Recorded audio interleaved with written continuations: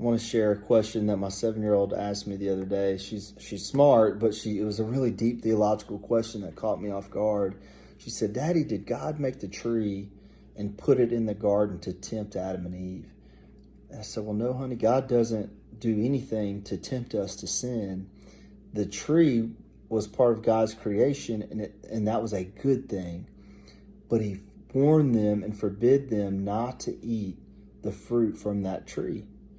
And Adam and Eve chose to do it anyway as part of their free will, and there are consequences for that.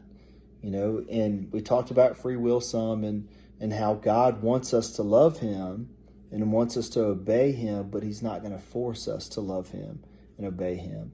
And it reminded me of a verse in 1 Peter chapter 2 where it refers to Jesus as a stone of stumbling and a rock of offense. For they stumble because they are disobedient to the word. It's kind of like the tree. It was a good thing, part of God's creation, but God set boundaries around that good thing. And he gave Adam and Eve free will, and they chose to go against God's plan. They thought that they knew better.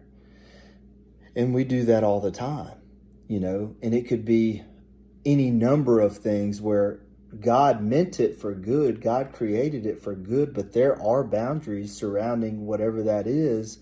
And when you are outside of those boundaries, that's sin.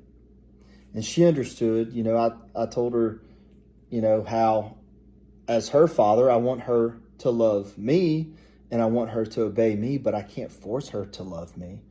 But that's kind of a hard thing to explain, but she understood. But I just wanted to share that with y'all and just encourage you. If you have kids, look, they're smarter than you think. They can understand more than you think.